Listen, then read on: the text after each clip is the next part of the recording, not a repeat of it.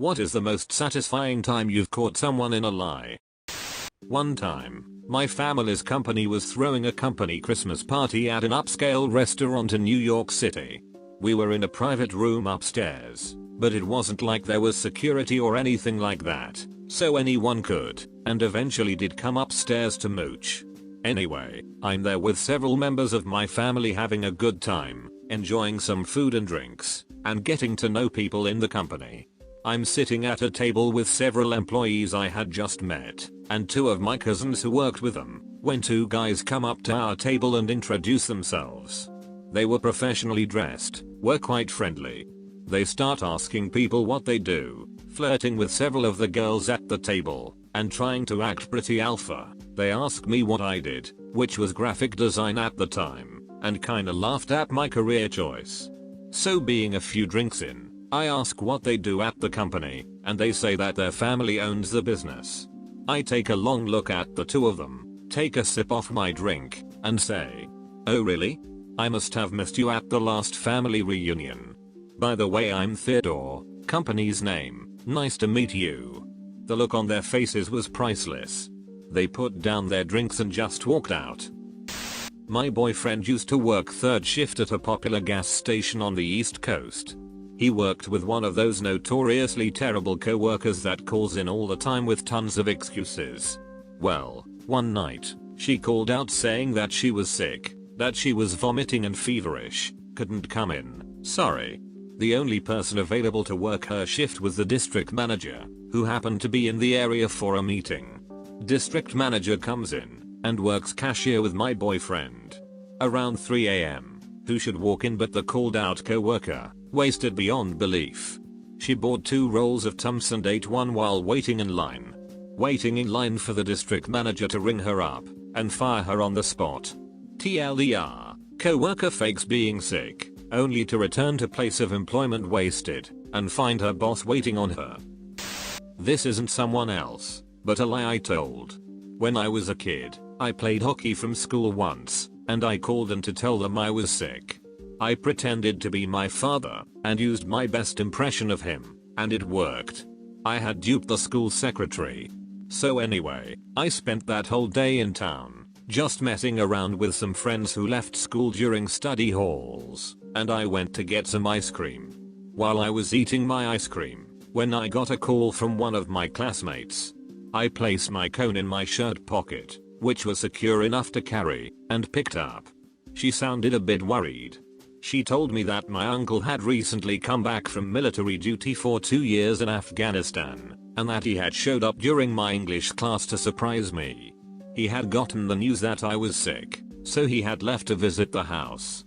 I panicked and ran to get on my bike, forgetting that my ice cream was still in my shirt pocket. If he had just left, I could meet him at my house before he got there. I pedaled my hardest, going faster on my bike than ever before. I rounded the last block and was almost home free when I saw him walk out of the house, disappointedly. I thought maybe I could fib my way out of this situation, so as I approached, I was prepared to tell him I was out getting orange juice. But who steps out of the house but my mother and father, both ready to surprise their sick son, and wondering how he managed to get melted ice cream all over his nice collared shirt on a school day. We used to know this girl who compulsively lied about the littlest things, so we always wondered if she was lying about other things. Mainly we wondered if she was lying about having epilepsy. Well, she faked a fit in front of a group of us once, at a party. She started pretending to shake, fell to the floor and so on. She then stopped, confirmed that people were looking and paying attention, and then continued. We told her to stop and that she was obviously faking. She left. I once had a graphic designer apply for a post using my artwork in his portfolio. Asked him all about the work and the thinking behind the designs before I showed him the originals and the door. When I was in college, I had just gotten 2 new front tires for my car. A week later my back tire was punctured by a nail. So I went to the local tire shop to have it replaced. Later that day they gave me a call. Tire shop, the estimate to fix the puncture is X. Would you like us to repair it?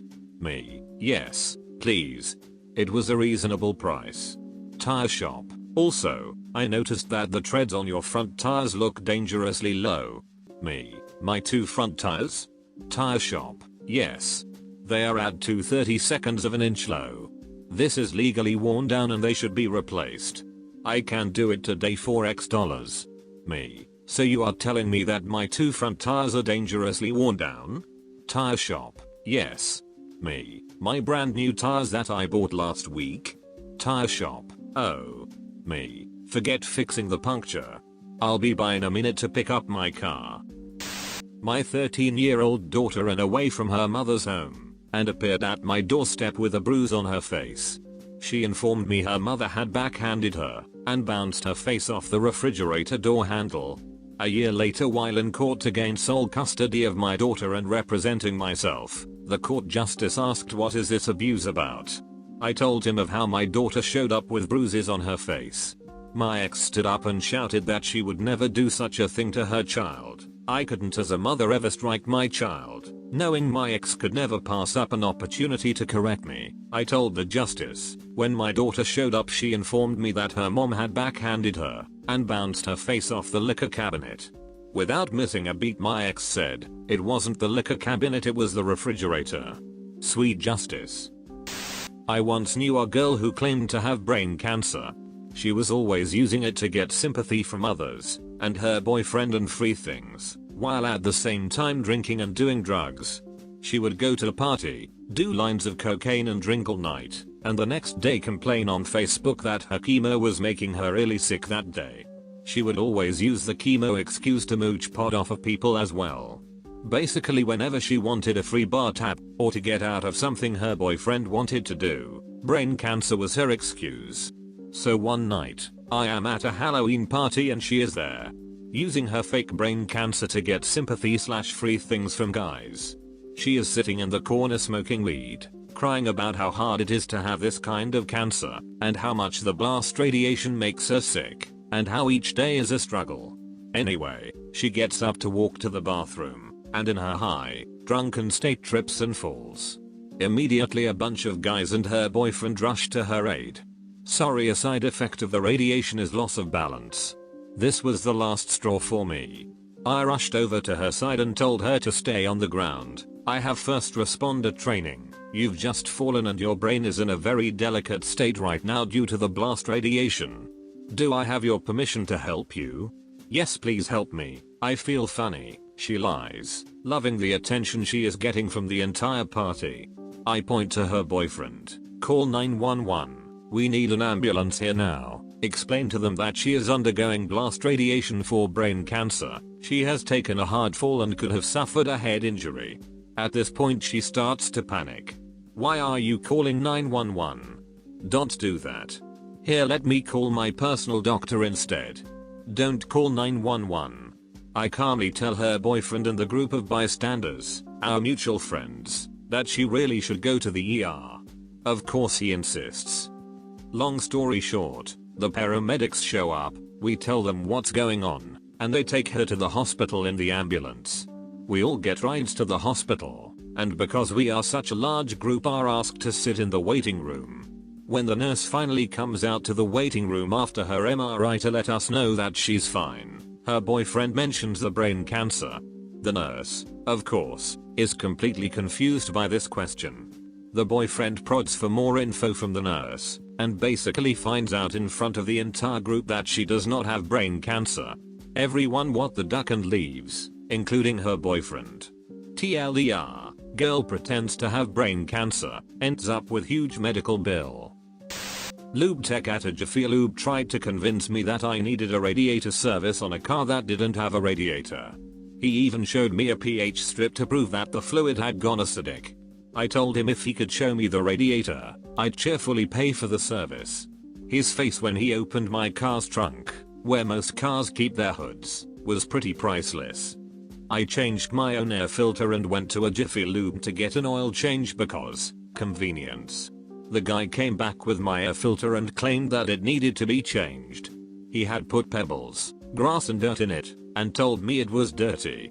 I think he went out back and sprinkled whatever he found out there on it. I showed the manager the receipt and opened air filter package. that was still on the front passenger seat of my car. I spent the rest of the oil change standing next to my car and watched them take another air filter out of the package and replace the dirty one. I did not pay for the air filter or the oil change. I do IT for a construction firm. We were rolling out 78 iPhones in one day to a bunch of our superintendents and corporate people. Everybody had to sign up in advance for a 15-minute time slot, and I mean sign up like weeks beforehand. After the deadline 2 weeks before the rollout day, we cut off the sign-ups and ordered one phone per person that signed up. The phones were set up so that they'd already be attached to that person's name, number, etc. The sign-up sheet was just a document with write-only permissions. Nobody could remove or change anybody else's name, they could only add their own. On the day of the rollout, we have one of our higher-ups that's a little pretentious walk into the room where we're doing the deployment. There are lines and lines of people. He strolls in, claps his hands together, and says, "Alright, who's got my iPhone? Well, we don't have one for you. You didn't sign up. We ordered exactly enough. It's only 10 AM and we're already behind, and there are lines of people who signed up that are waiting to get theirs." No, I definitely signed up. I have it right here in my calendar. This is the event that got auto-added to my calendar, look. Literally every person in that room knew that there was no automatically added calendar event, because the sign-up only consisted of you writing your name on a page. Sorry, the invitations didn't work like that.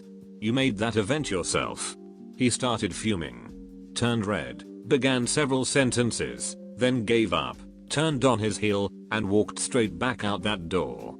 Our non-corporate superintendents and all the other field people really appreciated us that day. Don't act like you're important if you can't even follow the simple instructions we send you, people. Come on. Oh man, there was a mechanic in my hometown. One of my friends goes in and gets something done. The mechanic says he needs new radiator hoses, so this kid pays for new hoses. A few months later, his mom takes the car back in for an oil change, and guess what? The same mechanic says she needs new radiator hoses. She tells her husband, and her husband drops by. This is where it gets good. Husband, you said I needed new radiator hoses, right? Mechanic, yeah. Husband, how long are those supposed to last?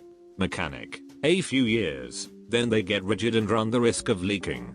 Husband, I got my radiator hoses changed out a few months ago. Would you sign an affidavit saying that the last mechanic to work on my car charged me for work he didn't do? Mechanic, sure. The husband then used the affidavit to sue the mechanic for 3 times the cost of the work, standard in Texas, and split it with his son. Edit, for those who are confused, there is only one mechanic in this story. The paper he signed was testimony against himself.